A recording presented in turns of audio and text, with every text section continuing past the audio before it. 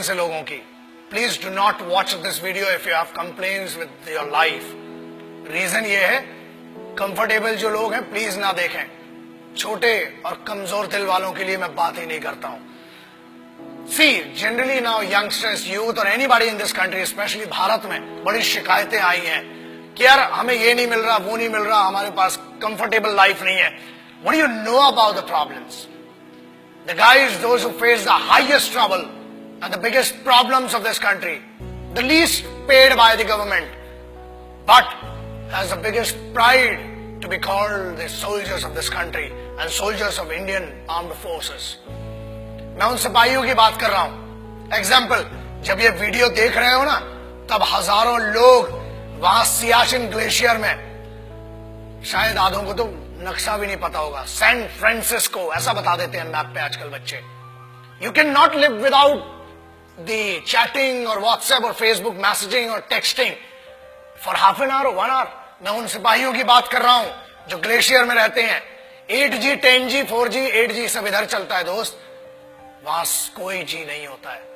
वहां पर सिर्फ गालियां सुनाई देती हैं उस साइड से, और यहां से खड़े होके भारत माता के लिए खड़े हुए। Remember one thing, they are not there. They are not fighting for this country only because they hate the enemy. वो इस देश में रहने वाले लोगों से बहुत मोहब्बत करते हैं, इसलिए वो वहां पर है। They are not there for the payment which is given to them. They are not there for the privileges which are not given to them. Privileges are given to you. The facilities are given to you.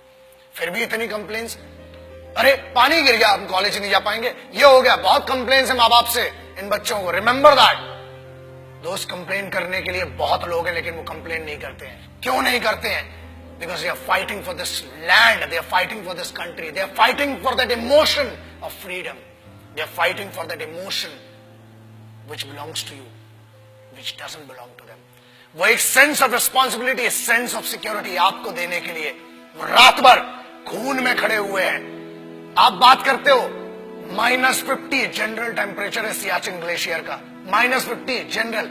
जब आप ये video देख रहे हैं, हजारों सिपाही आज भी अपने खून को सुखाकर वहां पर लड़ रहे हैं। They cock up their rifles, they write their last letters to their families, और उसके बाद एक दूसरे की नजरों में इसलिए देखते हैं कि मेरे यार ये नहीं पता कि कल मैं तेरे साथ बैठकर खाना खा पाऊंगा कि नहीं। बोलना तो बहुत दूर की बात सोचिए, आप सोच भी नहीं सकते किन कंडीशंस में वहां पर। And remember one thing, I'm not talking about the highest battleground of the country. I'm talking about the highest battleground in the world. This is the only place which is called the highest battleground in the world, and it is written in the history of the world wars. It is written in the history of warfares.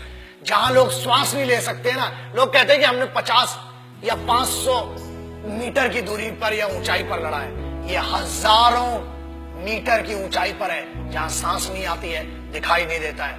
वहां पर भी वो सिर्फ जज्बा है जो जिंदा रखता है लड़ने के लिए और इस देश की रिस्पेक्ट के लिए।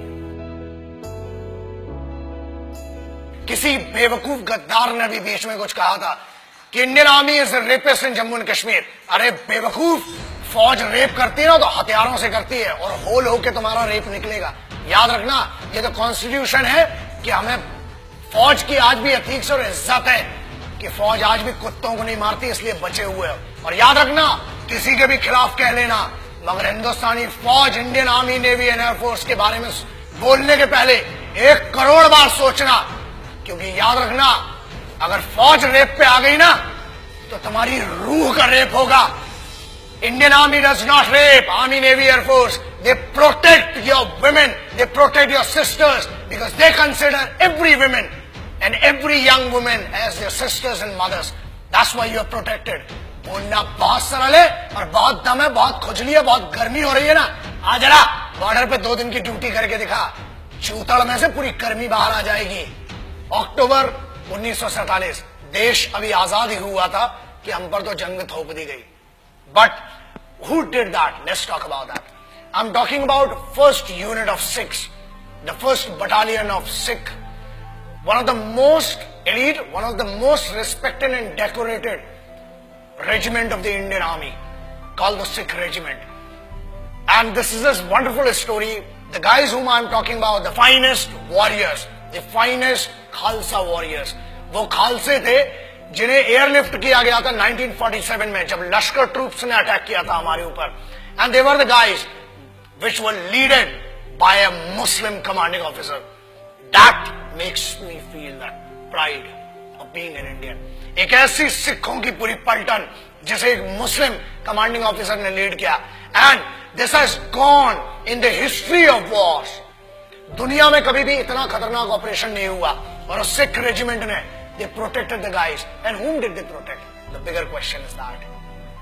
याद रखिए, फौज कभी ये नहीं पूछती, और ना ही उनने 1947 अक्टूबर में पूछा कि हम हिंदुओं को बचा रहे हैं कि मुसलमानों को, कि सिखों को, कि ईसाइयों को. हम हर उस इंसान को बचा रहे हैं जो भारत में पैदा हुआ है, जो एक हिंदुस्तानी है, जो एक भारतीय है. I am talking about the organization which in none of the cases can be called corrupt or can be called manipulated organization. The most pious and the most respectful organization of this country, the institution of this country, is called the Indian Armed Forces. So that's why I always say respect our forces, because they are the actual protectors and actual sons of this country.